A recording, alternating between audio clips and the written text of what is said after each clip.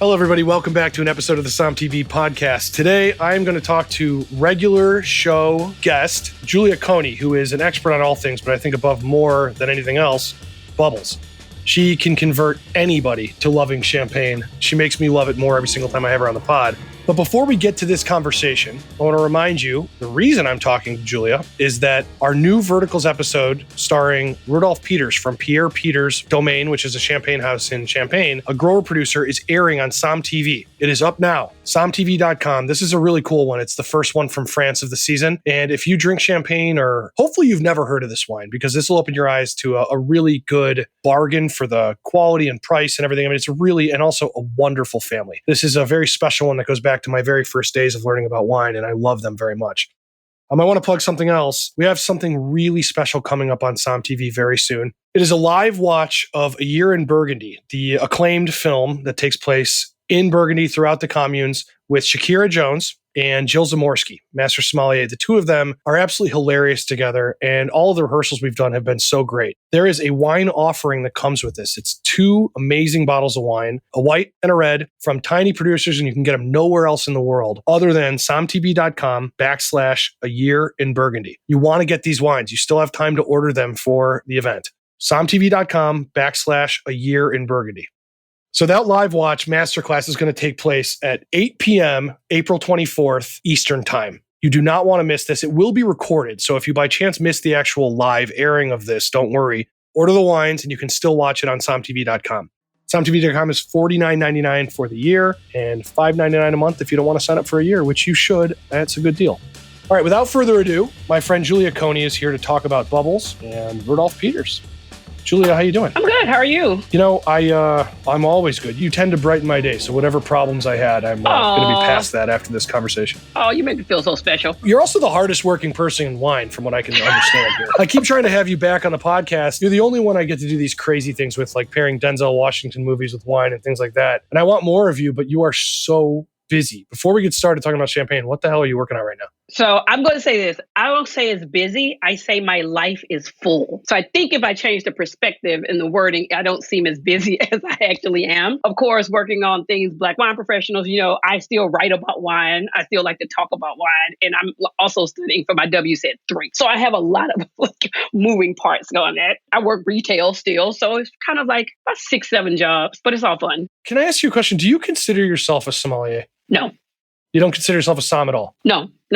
What do you consider yourself? I consider myself, first, I'm a wine journalist. That's how I identify myself. Yeah. And then I am a person who founded Black Wine Professionals. But for me, I come to wine through words. I don't deal with inventory. When I think of something, I think of like inventory and spreadsheets and, costs. I don't do that. So for me, I'm not a som.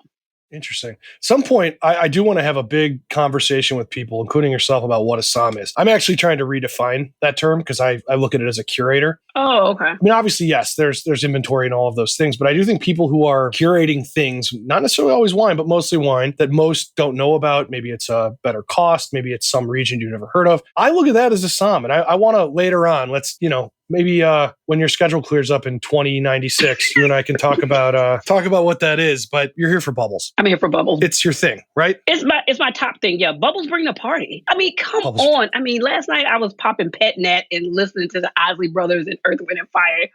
So much fun. I wish I was over in DC with you for sure. Bubbles are one of these things I never understand. You'll hear some people, it's not that they don't like them, but they have this myth like it gives them a headache or something like that. And I never quite understand where it comes from. Maybe because that doesn't affect me, but bubbles are one of those things that I don't turn them down. It's just whenever they're around, I want them. And if I have them, I'm drinking them. It's kind of one of those things. Think about it. When you're looking at a glass and you see the bubbles and they're lifting, it's like your spirits rise at the same time as the bubbles are going up. You don't really see an unhappy person with a glass of bubbles in their hand. You just don't. Yeah. I know that for me at least, and maybe this is because I have children, but I think the alcohol portion of drinking is kind of fun and I enjoy it. And I'm not abashed to say that I don't mind it, I don't want to get rip-roaring drunk, but a little buzz is comfy and it's nice and it's fun. Do you agree with me that there is a different kind of buzz from champagne and bubbles than there is from other things like sake and beer? I personally do. Even I think there's a difference between that and like a heavier style red wine. Like I can drink bubbles like water. Like literally, like Bubbles is still the same size bottle, but it just goes down faster. It just does. But why does it feel different? I know this sounds crazy because it's alcohol and all of these things. I truly, and I'm not kidding, I wonder if any of the listeners agree with me on this. It feels different. If you drink a bunch of Bubbles, the buzz or whatever you want to call it doesn't feel anything like. I look at sake and Bubbles as two of the most unique buzzes you can get from an alcoholic beverage. They're totally different from each other. Yeah, sake will knock me down. You know? Sake will knock me down. Yeah. I like sake, it doesn't like me back. Is what I do. But like when I think of Bubbles, I mean, you can get a buzz, but like for most people, I think the buzz takes longer to get to in Bubbles than any other thing. Interesting. Yeah. It's one of those things that I think I don't know if this is a mental thing, but it's almost like, I don't want to say appropriate, but more appropriate to drink in the morning than something else. I mean, you don't drink a Zin on a Saturday morning at brunch. You might have a glass of Bubbles with or you might have a mimosa. Yeah, but you got to remember, you can't drink all day if you don't start in the morning, no matter what it is. Oh, man, I can't wait to get out to DC and party with you. All right. So I guess, we have this, Verticals is kind of like my baby on Som TV. It's this series where, as you know, it goes through all these different families and producers and such. I think this is the very first one we've ever done with France, and that's because of COVID. But it's also a dear friend, a person I admire very much. And I know you love his wine. Yes. Which is Rudolph Peters from Pierre Peters. First of all, let's talk about him, and then let's get into the grower producer type thing and what's real, what's hype, where do you start, what's the difference between the big houses. I love your take on all this stuff. So let's start with Rudolph Peters and Pierre Peters. What are your thoughts? When did you first have this wine? I discovered Pierre Peters in 2017 in Champagne. I didn't discover him here in the U.S. I discovered him in a shop in Cobb de Forum in Champagne in Lambs. And I remember just looking at it, and the guy told me, he said, just buy the bottle. He said, just buy the bottle. And then the next night, I was at Le Wine Bar in Champagne, and I was mentioning to Nicholas about Pierre Peters, and he said, I'm going to open a bottle so you can really understand. And he opened the bottle, and I remember he poured a glass of it, and my friend Claire and I tasted it. And I went, we'll just take the bottle. Thank you. It wasn't, and we had it that night. Then I started looking at his list. Like I knew about grower champagnes, but, understood like Charton Tillet, which we like to say was the first one that introduced growers into the U.S. in a way. But having that Pierre Peters there and then just looking through this book of all these small producers I had never heard of, I think that to me was that light bulb moment of like, okay, this is something different. This is unique in a way that I understand it tastes so different than something else I've had. When I made Som 1, there was all this like real big hype around grower producers. Like that's what everybody wanted to find. They were all looking for new producers. They wanted to discover the next thing. How do you define what grower producer means? It's kind of a hip term, but it's a real thing. It's not like a fad or anything. So what is it? To me, when I think of growers, especially people like Pierre Peters, they grow the grapes for other houses to make their champagne, if we're going to get that definition. But I also think it means small batch. I mean, basically, it could be like local. We think of food and farm to table. It's basically the same version in Champagne. Just very, very provincial. Like they just make it right there. Right there. Yeah. They don't make a lot of it either. So we have to say that. They make what they make.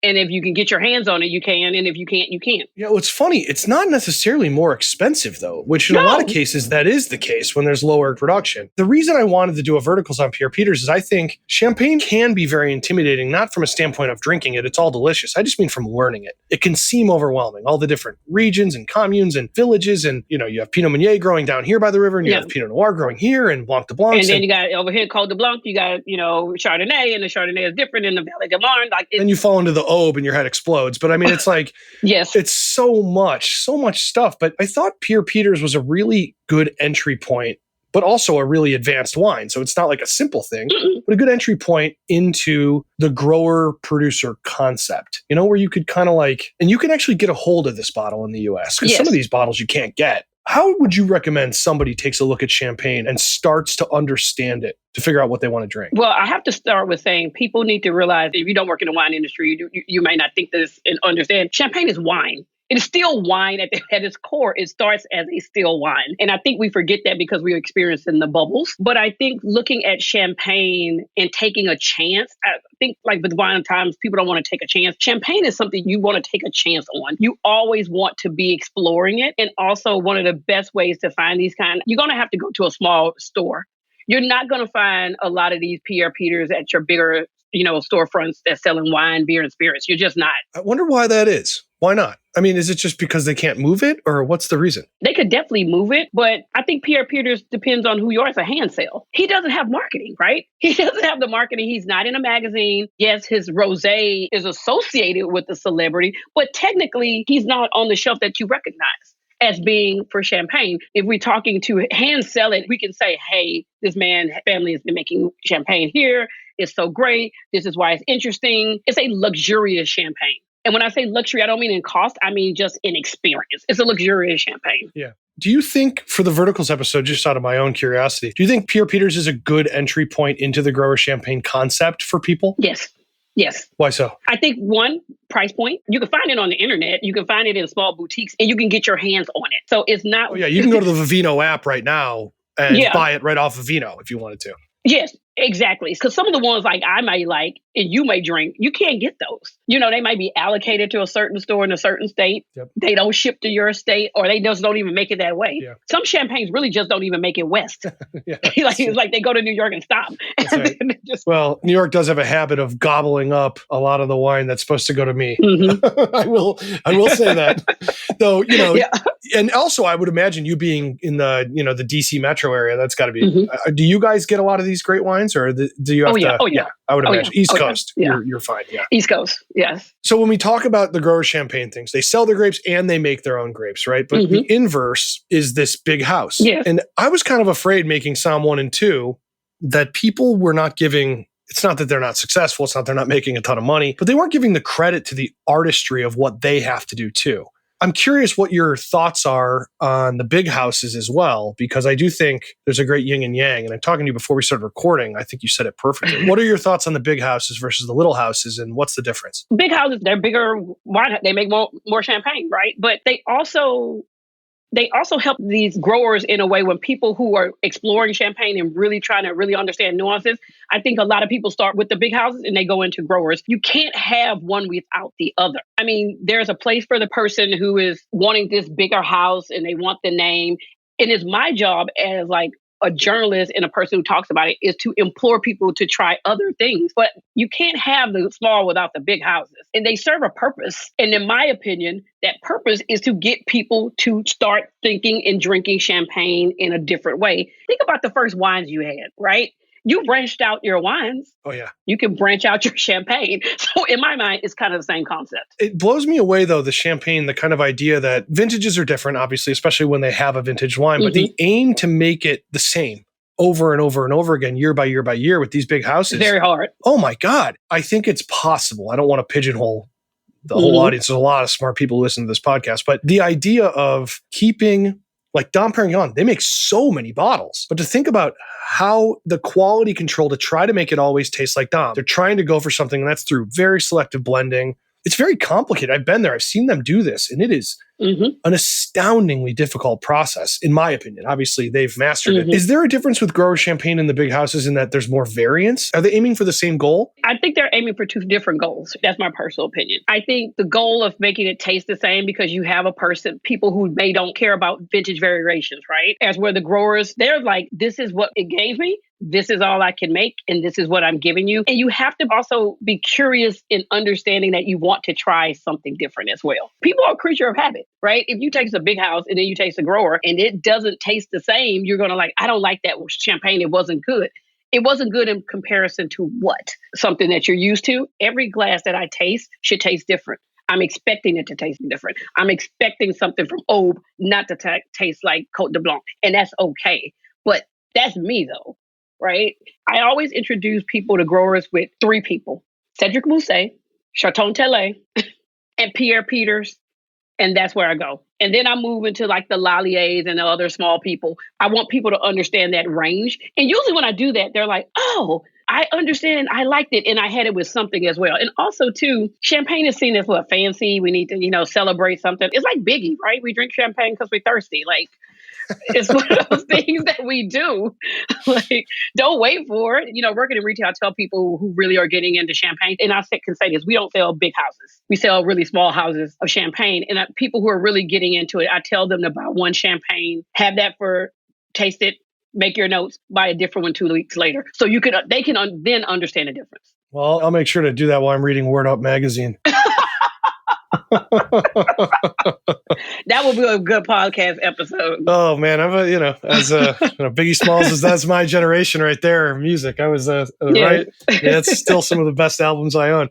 All right, So when we talk about this is something that is endlessly fascinating. We're about to start a cooking competition show based on sparkling wine. Oh wow, okay. Called Sparklers. We're starting to film it up in Oregon in 3 days, and I am sweating hard about it. But one of the big things I would ask you: do you think you could blind taste different champagnes? I never see it done. People don't do it, and I'm curious why. I will say this: yeah, I don't really see people doing it here. But when I went to Champagne in 2019, I saw people blind tasting champagne. Okay, what was the reason? Why were they doing it? To call it or to learn? They were just doing it to practice to see if they could taste one from the different regions, right? If they could taste. And also, I watched somebody blind taste champagne, and he even got the producer right. Who was this? Throw this name out. Who is this person that deserves this amazing credit? His Instagram is Ilo Vole. His name is Peter Crawford. He's out of the UK. He blind tasted champagne down to the grower producer. And wow. I was just blown away. And I said, well, how did you really be able to do this? And I was asking him and the other guys. He was like, I don't drink anything else but champagne. Oh, there you go. Well, there's the answer. You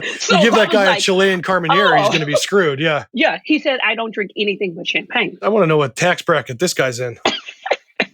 It was amazing. But I think food and sparkling wine, I always try to tell people, I drink a lot of it with snacks, and I have my champagne that goes with Cheez-Its. I have my champagne that goes with Lay's potato chips. You're going right into exactly what I want to ask you next. So let's talk about food and champagne. It's so easy that the usual suspects work great. What are the usual suspects with champagne or bubbles? I mean, in some cases, it doesn't have to just be champagne, but bubbles as a whole. Oysters. Everybody's like oysters. If you're in France, they go foie gras, oysters. Uh-huh. That kind of typical. In America, now everybody's like champagne and fried chicken, right? I get it. Yeah, that is actually good. Champagne and fried almost anything, in my opinion, works. Champagne and French fries is freaking great, too. Yes. What about caviar? Yeah, caviar, but still caviar, creme fraiche, potato chip. You can do that. I like Blanc de Noir and Cheez-Its, plain regular Cheez-Its as a snack. Blanc de Noir and Cheez-Its. Yes. Love this. Why Blanc de Noir? Why not Pinot-based wines? Why Chardonnay? What's the difference with Cheez-Its? Blanc de Noir. I'm sorry. Pinot. But why Pinot? I'm sorry, I said it backwards. Why Pinot and not Chardonnay? What's the, why? I need more of that fruit. I need more of that structure. The Pinot's bringing a structure to handle the salt and the fake cheddar that's on the cheese, right?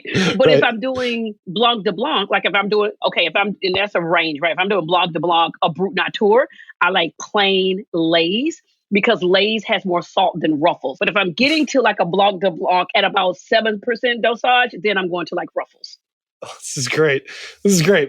I have found too, I'll say champagne, but it's kind of, I do mean the whole family of sparkling wines in a lot of cases. Mm-hmm. There's astounding differences, obviously, between Cava and Prosecco and champagne and sparkling in America and South America. But just for the purpose of this conversation, I do find sparkling wine or even just champagne from Champagne is one of the only wines I've seen you can literally go through an entire meal with. It could be a 10-course meal. Yes. And you can have steak, you can have dessert, you can have appetizers. I find sherry to be like this, but you have to be really into sherry. But sherry does have the range. Yeah. I would love to see more people approach champagne that way. There are savory aspects of it. You can have it with salad, which is really rare that wines can pair with a salad with vinegar. Mm-hmm. What are some of the... Rosé and filet. Rosé and filet. Oh, yeah. No, Rosé, champagne, and filet. I would eat that this second right now if I could have rosé and filet. What are some of the odder pairings you've had with champagne? Why does it work? Can you think of anything besides Cheez-Its? Oh, you mean chips and things like that? Anything. I don't know. Anything weird. I don't know. One of my favorites is demi-sec and what's the, not licorice, but just hot. Oh, hot tamales? The cinnamon ones? No. Yes. Yeah, okay. You like the little red ones? Yes. The little red ones. Interesting. And demi-sec. Because remember, we're going with the sweetness. The demi-sec is giving you a little bit of sugar and it's going to help with the spice. Because that's why I pair demi-sec and Flamin' Hot Cheetos. Oh, yeah. I know people who take those Flamin' Hot Cheetos and then they mash them up and they make them a rub. And they put them on ribs or chicken or whatever. And then they smoke them and they have them with champagne. I've heard of that before. That's... Yes. Yeah, that's interesting. It's actually an interesting call to think about wines that can hold up to spice. Because there aren't a ton. A lot of red wines, they get buried by spice. But you're right. I think bubbles, would you say drier the better or with some sugar to hold up the spice? You say with sugar? It has to have some residual sugar. Like, it also depends on what spice we're talking, right? For me, like when I was in Louisiana last month, I had root because I need a little more sugar. I needed like the 12 grams of sugar to go with crawfish because it's crawfish season. Oh, man, I wish I was there. Yeah. This crawfish was like the kind, nose running spice. Right. You needed to go with that, right? But then I had an extra brute with boudin balls. Boudin balls. Right? This is great. Sounds like a great lunch. This is heaven. I'm Southern. Yeah. I'm always going to like match like the food I eat with champagne. So. Yeah, that's great. How come people seem to have lost the respect for sweeter champagnes?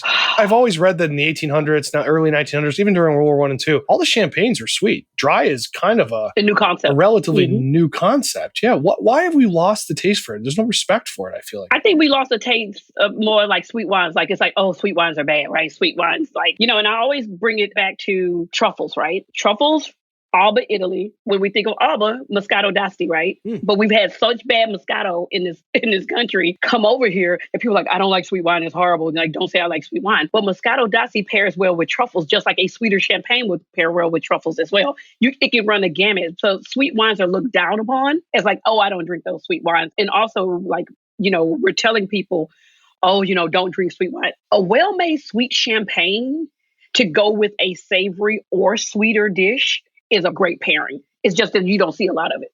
Yeah. No, see, I told you you're a sommelier. You just won't listen to me. I'm not a sommelier. No, that's a skill set. I'm telling you. I just know. Well, a lot of them would be happy to have the recommendations you're saying. One other quick question. The grapes, I think this is another confusing thing for people. And I don't know that it needs to be. Let's talk about the grapes that are used in champagne really fast. Yeah. And then let's talk outside of champagne, some other grapes that you've seen in sparkling that you think are undervalued or underrated that make great bubbles. Let's start in champagne.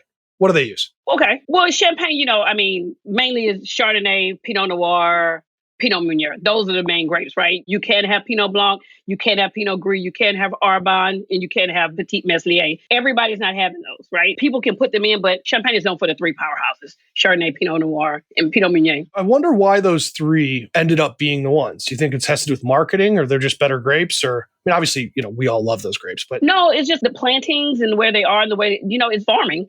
They just produce some of the best wines. I mean, the others can be finishers, but they just don't produce the quality that's needed to be made. Yeah. Yeah. And those other grapes that a lot of people haven't heard of, what do they do to the wine when you use a little bit of them? What's the quality? What do they change? You're talking texture now, and then you're talking flavor components. And sometimes, like, if you're cooking, I call it when you cook something and you're like, it just needs a little something, something. Yes. You know what I mean? Like, yeah, you know definitely. what it is? No, for sure. That's what they're doing. They're just adding a little bit extra. Yeah. Yeah. And then for the nerds listening, how do you feel about oak on champagne? Oak in the hands of the right chef de cave is great. It's just kind of like oak in any other sense. They're still a winemaker, right? Oak can be great. It goes back to how they're making it, right? I think oak gets a bad rap just like sweet wines do. Yeah. It's not the oak's fault. It's the person that's handling the oak. Yeah. Yeah. There's good examples. Like, I know Krug uses some new oak, and their wine. Who's turning down Krug? Not me. It's one of our partners on Sparklers. And I'll tell you right now, I may have just done the thing so I could just drink Krug. Yes, exactly. So oak is not bad. No. Yeah. That's good. I like hearing you say this. It's important that people understand that a Twitter post about oak is not the world of oak. I mean, it's so important. It's the same as I see those and avoid those. Just like keep scrolling. Just like, nope. Yeah. I mean, for me, this is going to be a weird analogy, but it's like using slow motion in a film. As a director, you can really use it all the time. And all of a sudden, eventually you end up with Armageddon. But if you use just enough, it can. I actually like Armageddon, so I don't mean that negative. But if you use enough, just the right amount, it accentuates. It makes a scene more impactful. And that, to me, is the analogy in filmmaking: is that oak is to be used for an effect, not as the base of the entire product. Exactly. Well, I want to close out this pod with just a kind of thought of what should people try besides Pierre Peters, which they should absolutely try. What are some champagnes and bubbles within an relatively affordable price range people can start with, and why? Okay, so I'm going to start, say, an entry level roughly between 40 to 45, is if they can find it called Les Menil, Lemesnil. They're a group of growers who came together to make their own champagne. Each one couldn't do it on their own, but they came together to make a champagne. Les Menil. Les Menil. I would say Lallier. Lallier, yes. Lallier is an entry point in the IE part of champagne.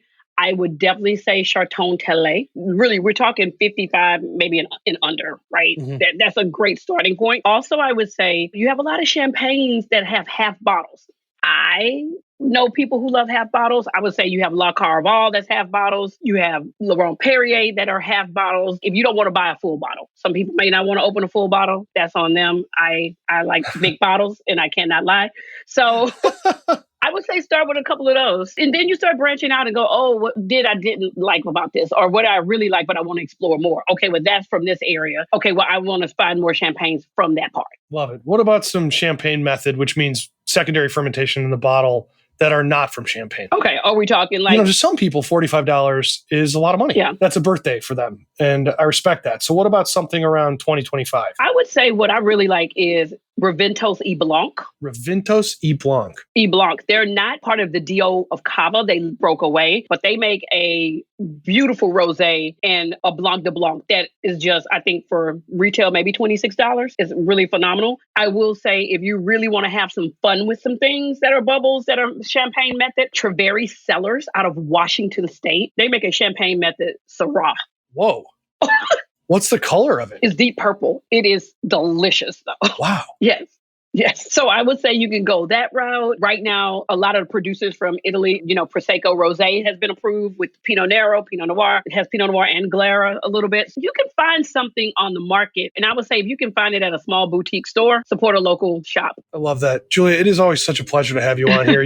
Thank you. The world needs more. I wish you could clone yourself. Then you could be on the pod more often. Yes.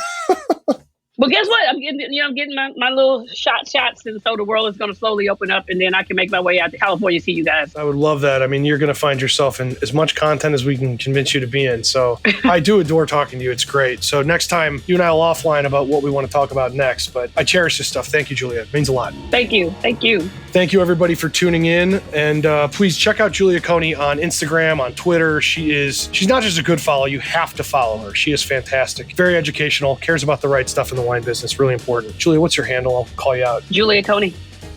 Just Julia Coney? Yeah. At Julia Coney. JuliaConey. Follow her, everybody. And don't forget to go to somtv.com. This is, this has been our sort of life's work. $49.99 for the year for all this content. I promise you. At least I think it's worth it. I try to promise you. Also, don't forget, somtv.com/A Year in Burgundy. Shakira Jones and Jill Zamorsky doing a masterclass live watch of A Year in Burgundy. It is going to be so many great things you can learn, and you can drink along with them. All right, everybody. Please be safe, okay? Talk soon.